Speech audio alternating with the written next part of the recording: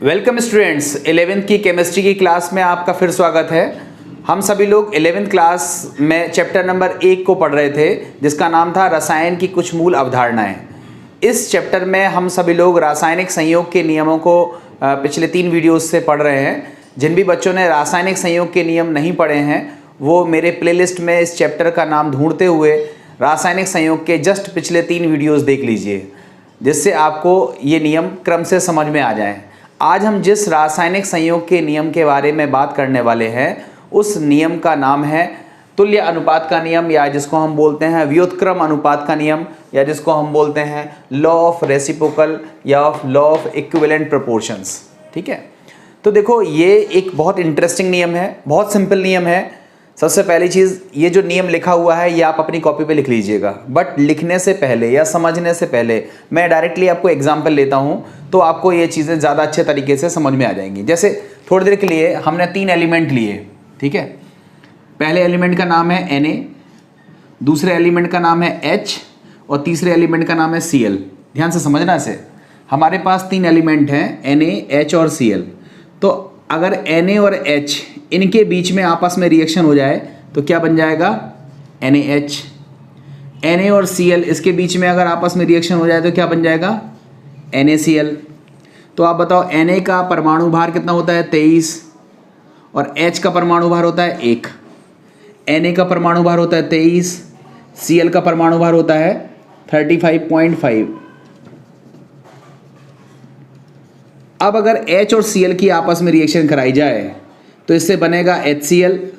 अब HCl में H और Cl का अनुपात कितना होगा? तो यहाँ से निकालिए, H 1 है और Cl कितना है? 35.5 है। तो यहाँ H कितना हो जाएगा? 1 और Cl कितना हो जाएगा? 35.5। वैसे भी H का 1 होता है, Cl का 35.5 होता है। क्लियर है? तो इसका एक और उदाहरण देख लीजिए जिससे आपको और बेहतर समझ में आ जाए। फिर मैं आपको ये जो भाषा लिखी हुई है उसको एक्सप्लेन कर दूंगा। देखो हमारे पास 3 एलिमेंट हैं, एक एलिमेंट है C, दूसरा एलिमेंट है H, तीसरा एलिमेंट है O। अगर हम C और H की रिएक्शन कराएं और हमने मान लो बना दिया CH4, C और O की रिएक्शन कराई हमने बना दिया CO2। अब बताओ C में कार्बन का परमाणु भार कितना होता है? 12। H का परमाणु भार होता है 1, मगर 4H है इसलिए हम यहाँ लिख दे रहे हैं 4। यहाँ C का परमाणु भार होता है 12 और O का परमाणु भार होता तो 16 है, बट यहाँ पर 2 ऑक्सीजन है तो 16 × 2 दैट इज 32 हो जाएगा। तो अगर हम H और O की रिएक्शन कराएं तो इससे क्या बनेगा? H2O, या फिर इससे क्या बनेगा? H2O2। और इन दोनों के अनुपात क्या होंगे ये हमें नहीं पता, अभी हम निकालते हैं। बट हमारे इसके अनुसार H कितना है? 4 और O कितना है? 32। तो यहाँ पर H और O का अनुपात हमारा कितना आना चाहिए? 4/32 दैट इज 1/8 आना चाहिए ये। ठीक है, अब देखो H2O में एक तरफ से चेक करो, H2O में 2 H होते हैं और 1 ऑक्सीजन होता है। 2 H का इस तरह लिख देंगे और O का कितना होता है? 16। 2 से डिवाइड करेंगे तो 1/8। देखो H2O में तो लागू हो रहा है, जितना आना चाहिए उतना ही आ रहा है। मगर थोड़ी देर के लिए सोचो, अगर हमने H2O2 बनाया होता तो H2O2 में क्या होता? 2 H थे, 2 ऑक्सीजन थे। अगर हम इसको डिवाइड करते तो क्या हो जाता? 1 क्या हो जाता? 16 आ जाता। यहाँ पर H2O2 में H और O का रेशियो कितना आया? 1/16 आया। तो ये जो 1/16 है ये 1/8 का गुणक है। देखो 1/8, ये जैसे 1 रेशियो लिखा ना, तो उसको हम क्या लिख रहे हैं? 1/8। तो 1/8 इस तरह से लिखेंगे 1/16।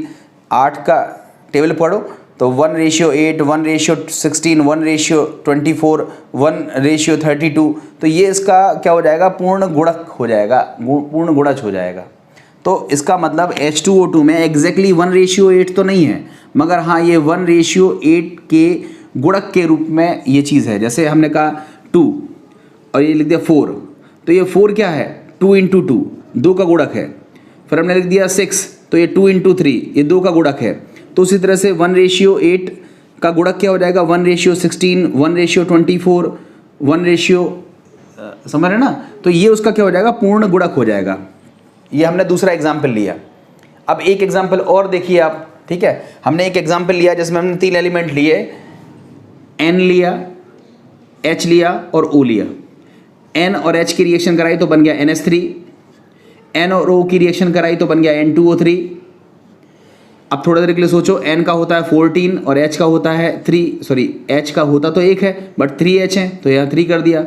N2O3 का कितना हो जाएगा 28, N 2 है ना, तो 14 इंटू 2 दैट इज 28 और 16 इंटू 3 करोगे तो कितना हो जाएगा 48 हो जाएगा। तो ये हमारा N2O3 हो गया। थोड़ा सा 2 से डिवाइड कर देंगे तो कितना हो जाएगा 14 रेशियो 24, ठीक है। तो अगर हम H और O की रिएक्शन कराएं, H और O की रिएक्शन कराएं तो 3:24 आना चाहिए H2O में। चेक करो, H कितना है 3 और O कितना है 24, तो 3:24 आना चाहिए। इसको अगर हम डिवाइड करेंगे तो कितना हो जाएगा 1:8। देखो H2O में कितना होता है 1:8 होता है। तो आप 3 एग्जाम्पल को आप समझ गए होगे। देखो मैंने अभी नियम नहीं सिखाया, और अगर मैं नियम सबसे पहले ही सिखा दूंगा तो फिर आप भाषा याद करने में उलझ जाओगे और आप सॉल्व नहीं कर पाओगे। मेरा कहने का मतलब है कि हमने 3 एलिमेंट लिए, ठीक है, 3 एलिमेंट लिए, उनमें से एक एलिमेंट ने दूसरे से रिएक्शन करी और एक एलिमेंट ने तीसरे से रिएक्शन करी। देखो यहाँ पे क्या लिखा हुआ है, जब 2 तत्वों के भिन्न भिन्न द्रव्यमान, ठीक है, जैसे ये H है और ये O है, तो इसका द्रव्यमान 3 है, इसका द्रव्यमान कितना है 24 है, ठीक है। जब 2 तत्वों के भिन्न भिन्न द्रव्यमान अलग अलग किसी तीसरे तत्व के निश्चित द्रव्यमान से संयोग करते हैं। देखो H और O का द्रव्यमान कितना है 3 और 24। H का संयोग N से हो रहा है तो कितने से हो रहा है 14 से। O का संयोग N से हो रहा है तो कितने से हो रहा है 14 से। तो अलग अलग तत्वों के, ये तत्व अलग अलग हैं, 2 अलग अलग तत्वों के भिन्न भिन्न द्रव्यमान जब किसी तीसरे तत्व से या जब किसी तीसरे तत्व के समान द्रव्यमान से संयोग करते हैं। जब 2 तत्वों के भिन्न भिन्न द्रव्यमान अलग अलग किसी तीसरे तत्व के निश्चित द्रव्यमान से संयोग करते हैं, और यदि इन दोनों तत्वों में आपस में संयोग हो जाए, मतलब H और O में संयोग हो जाए तो क्या बन जाएगा H2O।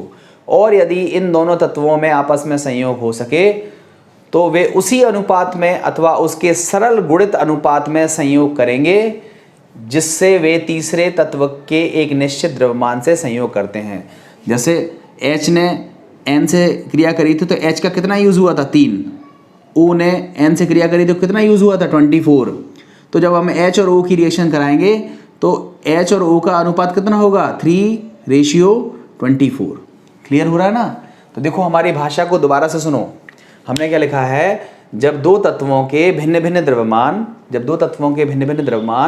अलग अलग किसी तीसरे तत्व के निश्चित द्रव्यमान से संयोग करते हैं, और यदि इन दोनों तत्वों में आपस में संयोग हो सके तो वे उसी अनुपात में अथवा उसके सरल गुणित अनुपात में संयोग करेंगे जिससे वे तीसरे तत्व के एक निश्चित द्रव्यमान से संयोग करते हैं। कर लोगे से, या तो 3:24 होगा, मतलब 1:8 आ जाएगा सॉल्व करने पर, या फिर अगर 1:8 नहीं आ रहा है तो 1:16 आ जाएगा, 1:24 आ जाएगा, 1:32 हो जाएगा, मतलब वो कहलाता है सरल गुणित अनुपात।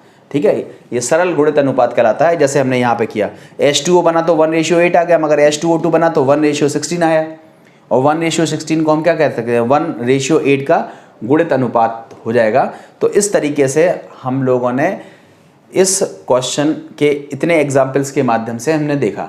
चलो अब हम एक एग्जाम्पल और ले लेते हैं और फिर उस एग्जाम्पल से आपको क्लैरिफाई करने की कोशिश करते हैं।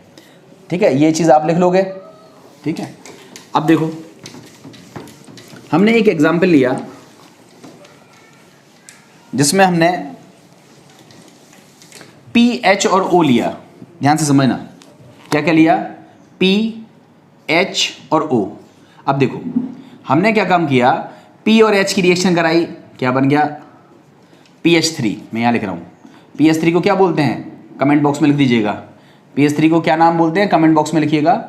P और O की रिएक्शन कराई, हमने एक नया कंपाउंड बना लिया P2O3। इसका नाम क्या होता है फास्फोरस ट्राईऑक्साइड या डाई फास्फोरस ट्राईऑक्साइड इसको बोल सकते हो, ठीक है। तो आप बताओ फास्फोरस का परमाणु भार कितना होता है 31 और H का कितना होता है 1, 3H है तो हमने 3 लिख दिया।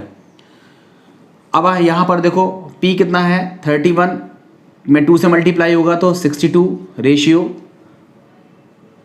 48 ये हो जाएगा। मगर हमें क्या करना है, किसी एक तत्व के समान द्रव्यमान से रिएक्शन करा रहे हैं तो यहाँ 31 है तो यहाँ पर हम 2 से डिवाइड कर देंगे तो ये क्या हो जाएगा 31 रेशियो 24 हो जाएगा। अब बताओ ये H का द्रव्यमान कितना हो गया 3, O का द्रव्यमान कितना हो गया 24। अगर इनकी आपस में रिएक्शन कराएंगे तो 3 रेशियो 24 वाला कंपाउंड बनेगा जिसका नाम होगा H2O। इसको सॉल्व करेंगे तो 1 रेशियो क्या हो जाएगा 8, ठीक है। तो कहने का मतलब ये हुआ कि जब दो तत्वों के, ठीक है, जब दो तत्वों के भिन्न भिन्न द्रव्यमान, यहाँ कितना द्रव्यमान यूज़ किया हुआ था 3 और यहाँ कितना यूज़ हुआ था 24। जब दो तत्वों के भिन्न भिन्न द्रव्यमान किसी तीसरे तत्व के समान द्रव्यमान से, यहाँ 31 था और यहाँ 31 था, के साथ संयोग करते हैं तो वे उसी अनुपात में संयोग करते हैं, ठीक है। तो वे उसी अनुपात में संयोग करते हैं या इन दोनों तत्वों की अगर रिएक्शन कराई जाए, जब दो तत्वों के भिन्न भिन्न द्रव्यमान अलग अलग किसी तीसरे तत्व के निश्चित द्रव्यमान से संयोग करते हैं और यदि इन तत्वों में आपस में संयोग हो, H और O में आपस में संयोग हो, तो वे उसी अनुपात में अथवा उसके सरल गुणित अनुपात में संयोग करेंगे जिसमें वे तीसरे तत्व के एक निश्चित द्रव्यमान से संयोग करते हैं। क्लियर हो गया होगा ये। तो ये चीज़ आपने यहाँ पर वेरीफाई कर ली। इसको हम बोलते हैं व्युत्क्रम अनुपात का नियम या इसको हम बोलते हैं तुल्य अनुपात का नियम। मोस्ट इंपॉर्टेंट है, इसको आप ध्यान से कर लीजिएगा। अब मैं आपको कराता हूँ एक न्यूमेरिकल, तो उससे आपकी जो भी डाउट्स रहे होंगे इससे संबंधित वो भी दूर हो जाएंगे। तो आइए देखते हैं न्यूमेरिकल। देखिए ये है हमारा न्यूमेरिकल। क्वेश्चन क्या है, H2S SO2 एवं H2O में क्रमशः सल्फर, ऑक्सीजन व हाइड्रोजन का प्रतिशत निम्न प्रकार है। H2S में सल्फर, SO2 में ऑक्सीजन इतना, H2O में हाइड्रोजन इतना। उपरोक्त आधार पर व्युत्क्रम अनुपात के नियम की पुष्टि कीजिए। देखो आप लोग क्या करते हो, क्वेश्चन पढ़ लेते हो, फिर क्वेश्चन पढ़ते हो और क्वेश्चन पढ़ते रहते हो। आप ये नहीं सोच पाते हो कि हम इसमें करें क्या, मतलब हम स्टार्ट कैसे करें, इनिशिएट कैसे करें। देखो बहुत सिंपल है, आप अच्छे से समझो। आप ऐसा इनको पढ़ो H2S SO2 और H2O, है ना। तो हमने क्या किया, S H और O की रिएक्शन कराई। S और H की रिएक्शन से क्या बन गया H2S। मैं यहाँ थोड़ा सा साफ साफ लिख रहा हूँ, H2S। S और O की रिएक्शन से हमारा बन गया SO2 और H और O की रिएक्शन से बन गया H2। अब बताओ इसकी मात्रा क्या है, डिफरेंट। इसकी भी मात्रा कैसी है, डिफरेंट। और इसकी मात्रा कैसी है, समान। अभी जस्ट नियम में आपको सिखाया था कि जब दो तत्वों के भिन्न भिन्न द्रव्यमान किसी तीसरे तत्व के समान द्रव्यमान से संयोग करें और यदि वो दो तत्व आपस में भी संयोग करते हैं तो वे उसी अनुपात में संयोग करेंगे जिस अनुपात में वे तीसरे तत्व के साथ संयोग करते हैं। यही बताया था। अब आप यहाँ देखो H2S जो हमारा था उसमें सल्फर की मात्रा दी हुई थी। हम यहाँ लिख रहे हैं S बराबर, S मतलब सल्फर बराबर दिया हुआ है कितना है 94.11, ठीक है। तो आप बताओ यहीं पे हम लिख दें, अतः हाइड्रोजन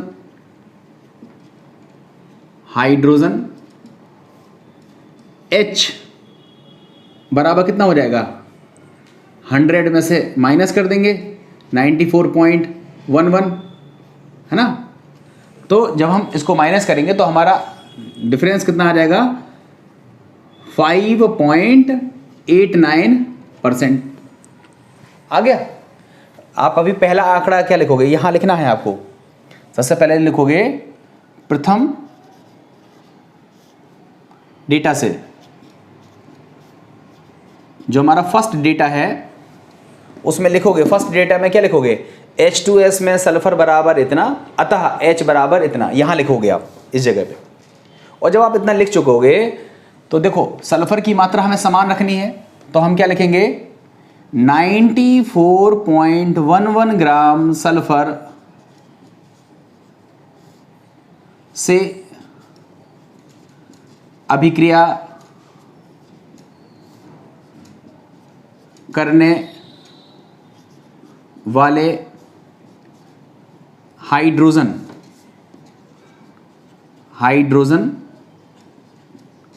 की मात्रा, हाइड्रोजन की मात्रा कितनी हो जाएगी 5.89 ग्राम। मतलब कहने का ये है 94.11 ग्राम सल्फर से कितना हाइड्रोजन रिएक्शन करता है 5.89 ग्राम। तो आप बताओ अगर हम कहें 1 ग्राम, यहाँ लिखेंगे बिकॉज कर दे रहे चूंकि इसलिए यह आता है, यदि therefore 1 ग्राम सल्फर से अभिक्रिया करने वाले हाइड्रोजन की मात्रा कितनी हो जाएगी 5.89। इसमें हम डिवाइड किससे करेंगे 94.11, ठीक है। इसको हम डिवाइड करेंगे तो इसको डिवाइड करने पर 0.0626 आ जाएगा, ठीक है। मतलब 1 ग्राम सल्फर से कितना हाइड्रोजन रिएक्शन करता है 0.626। ये हमारा फर्स्ट डेटा से निकल आया, या प्रथम आंकड़े से हमारा ये डिटेल निकल आया। अब हम लिखेंगे द्वितीय डेटा से या द्वितीय आंकड़े से। द्वितीय आंकड़े से आपकी भाषा क्या हो जाएगी SO2 में ऑक्सीजन 50%, अतः सल्फर, देखो SO2 में S और O है तो SO तो हो गया 50%, अतः सल्फर कितना हो जाएगा 100 माइनस 50 दैट इज 50%, ठीक है। तो यहाँ हमारे दूसरे डेटा से हम क्या लिखेंगे 50 ग्राम सल्फर अभिक्रिया करती है बराबर 50 ग्राम ऑक्सीजन से, अतः 1 ग्राम सल्फर अभिक्रिया करेगा बराबर 50/50, सॉल्व करेंगे तो 1 ग्राम ऑक्सीजन से। तो देखो सल्फर की मात्रा यहाँ भी कितनी बना ली हमने 1 ग्राम अभिक्रिया करेगा, ऑक्सीजन कितना आया 1 ग्राम। आप देखो यहाँ पे जो यहाँ पर सल्फर की मात्रा है वो समान हो गई, कितनी हो गई 1 ग्राम, और उस 1 ग्राम में H कितना कंज्यूम हो गया आप बताओ, H की मात्रा कितनी लग गई 5.89, और O की मात्रा कितनी कंज्यूम हो गई 1 ग्राम हो गई ना 1 ग्राम। क्लियर है ना। देखो यहाँ पे 1 ग्राम सल्फर से, सॉरी 5.89 कह रहा हूँ, यहाँ पर हमें कितनी मात्रा कंज्यूम हो गई 1 ग्राम सल्फर से कितना H लगा था 0.0626, मतलब 1 ग्राम सल्फर से H कितना कंज्यूम हुआ 0.626, 1 ग्राम सल्फर से O कितना कंज्यूम हुआ 1 ग्राम। तो अगर हम H और O की रिएक्शन कराएं, अगर हम H और O की रिएक्शन कराएं, अतः H2O, या ऐसे लिखेंगे, अतः जब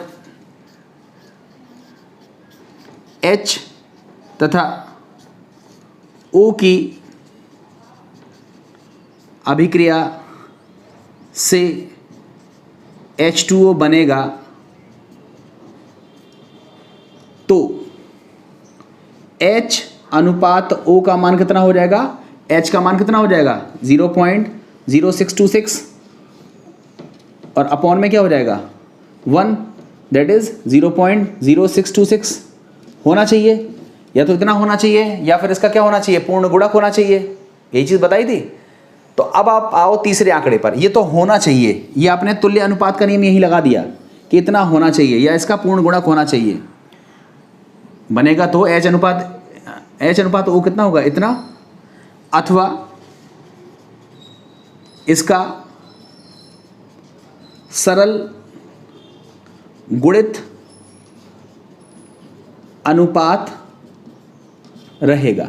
ठीक है, या तो इतना रहेगा या सरल गुणित अनुपात रहेगा। अब आप बताओ, H2O में H की मात्रा दी हुई थी, तो यहां पर अगर हम अतः ऑक्सीजन निकालें तो ऑक्सीजन कितना हो जाएगा, O बराबर 100 माइनस 11.11। इसको हम सॉल्व करेंगे तो सॉल्व करने पर हमारा आ जाएगा 88.89%। ये हो जाएगा। तो आप बताओ इस वाले, यहीं पे लिख रहा हूं मैं, ठीक है, तृतीय आंकड़े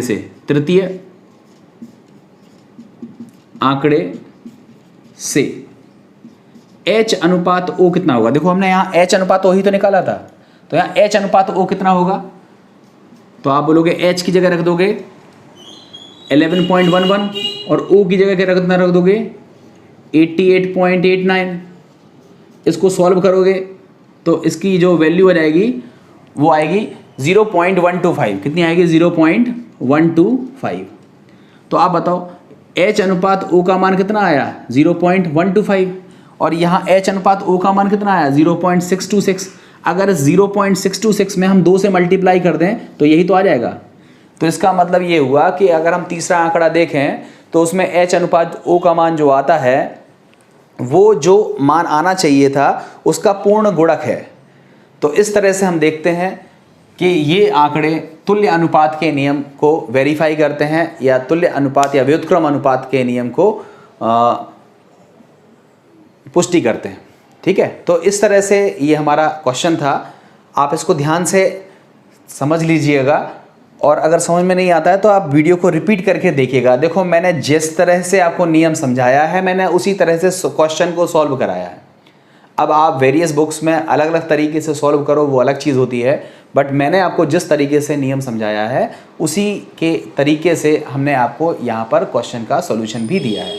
उम्मीद है आपको ये चीज़ समझ में आ गई होगी। अब इसके बाद अगले नियम को हम नेक्स्ट वीडियो में कवर करेंगे। उम्मीद है आपको ये वीडियो पसंद आया होगा। अपने दोस्तों तक इसको ज़रूर भेजिए, लाइक कमेंट किया करिए। Thank you very much. Next video में आपसे मुलाकात फिर से होती है।